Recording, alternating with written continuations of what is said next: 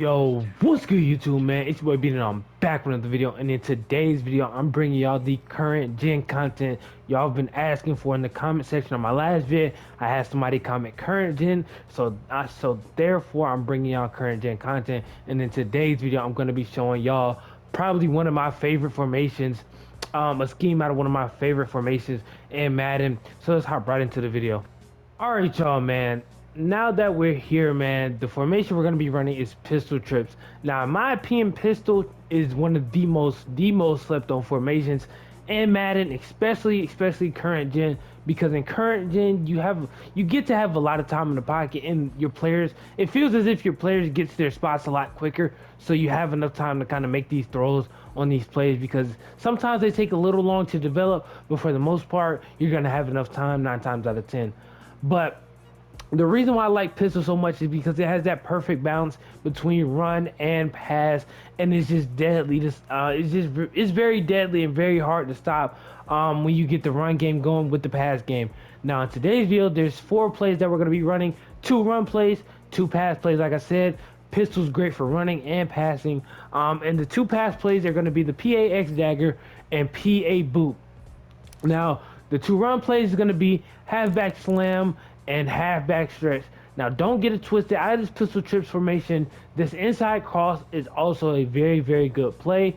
I'm just not going to be showing it within this video because, in my opinion, it's not better than either of those two plays that I showed at first. And the first 2 plays is really the only 2 plays you're going to need when running this scheme. You're not going to really need this inside cross play when calling this scheme. So let's hop right into the setup. Alright, y'all, man, the first play we're gonna hop into is gonna be PAX Dagger, and we're gonna start with the big 1 play touchdown, man. This does work against all coverages from cover 4 to cover 2 to cover 3, man. And even man coverage, y'all know post routes beat any type of man coverage as long as your receiver is better than that corner / faster than that corner. 9 times out of 10 that post route is gonna get open. And so yeah, so first things first, for the setup, you always want to flip this play. For some odd reason, this play just has to be flipped in order for it to kind of work against these coverages. So first thing, when you come out in this play, go ahead, flip your coverage.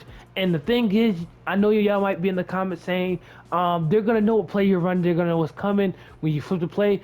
You can literally flip all these plays in this little mini scheme I'm gonna show y'all, and it's going to result in the same thing. So if you want to kind of throw them off, just go ahead and flip one of those other plays as a little decoy to kind of throw them off. But first things first, for the setup, you want to start by streaking square and then motion your tight end out wide and putting him on the comeback.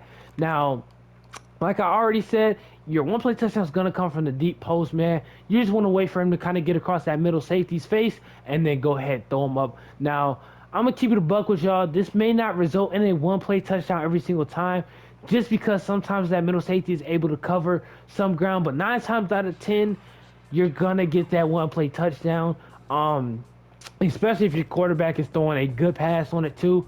So yeah, so let's go ahead and call hut. Boom. I wasn't able to get enough time there. I want to show y'all with me getting some time. Usually that's not gonna happen. That time they just got a lucky block shit. But so first things first, go ahead and flip the play, and then motion your tight end out wide and streak square, or whoever your slot receiver is. So boom, hopefully we can get some time in the pocket. So boom. All right, we're able to get some time in the pocket. Like I said, wait for trying to kind of get across that middle safety's face. And like I said, it's not 100% guaranteed because that middle safety can cover some ground. I didn't mean to call this. But like I was saying, that middle safety can cover some ground sometimes while the ball is in the air. But as far as this play goes, man, this is a great play to get you down the field very quickly, get you a whole lot of yards, probably 50 yards plus every single time. So let me show y'all the setup again. So you want to streak square, motion your tight end out wide, and then look for that deep post downfield. And the deep post is going to be your read against any coverage, no matter what they're running. So boom, as y'all can clearly see, we got him by itself, and for some reason they gave us a weird rack animation to where we weren't able to rack it into the end zone. But as y'all can clearly see there, that's going to be a big gain no matter what happens. So let's hop into the next play. Oh man, for the next play we're going to be running is going to be our next pass play, and it's going to be the PA boot. Now, similar to the PA boot over, is very alike. It's not going to result in a 1 play touchdown because this deep post towards the left side of the field doesn't really go far enough for it to result in a one play touchdown. So you just kind of want to call this play stock. It gets a lot of people because of the play action. You can block your tight end if you want to and takes circle, put him on a hitch maybe.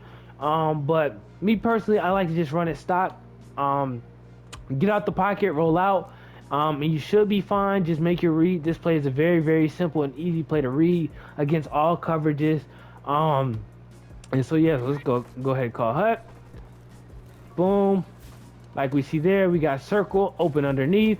And if they do have the zone drop set crazy to a crazy amount, just go ahead and take that underneath every single time until they finally start respecting it. And if they are continuously using it or anything like that, just go ahead and switch it up a little bit by maybe even taking X and put him on a curl route just to have another route on the middle of the field to kind of keep that user occupied and to keep him guessing and have him choosing between two routes.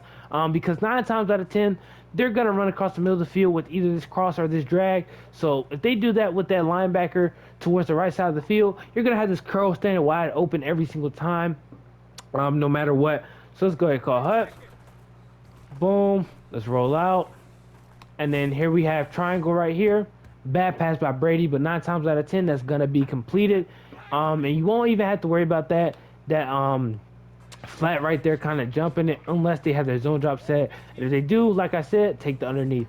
So let me show y'all this one more time. So boom. Hopefully Brady throws a better pass.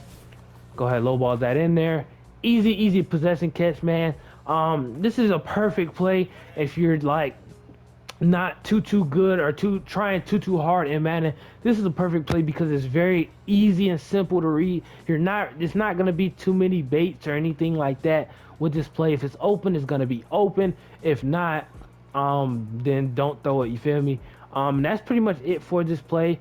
That's the main way I like to run this play. Very good play. Very great concept, especially with the play action. In this scheme, it gets a lot of people jumping. Because of our 2 run plays, they're very good, and eventually if you run those 2 run plays enough, they're gonna have to start respecting it. So once you call plays like these with these play actions on them, they're gonna start jumping, and you're gonna have the quick underneath from this drag and even this crosser over the top of their head because they may get stuck in a block or something like that. So let's hop into our run plays now. Alright y'all, for the first run play out of this mini scheme or scheme, whatever you want to call it, we're going to have this halfback slam play. Now, this slam play is absolutely amazing when you mix it with a human joystick or something like that. So if you're a heavy runner in this game, even on what, go ahead and give your halfback this ability if you're going to run this scheme. That human joystick, just because the way it moves and operates with human joystick is just unstoppable, because with this play, you can make a decision in the backfield. As soon as your QB kind of hands the ball off to your halfback, you get to kind of move and wiggle around without having to kind of cut back and stop and slow down. So if you mix this play with a human joystick, it's going to be absolutely impossible. And for this run play, it works good down in the goal line and against nickel and dime sets. So let's go ahead and call this play.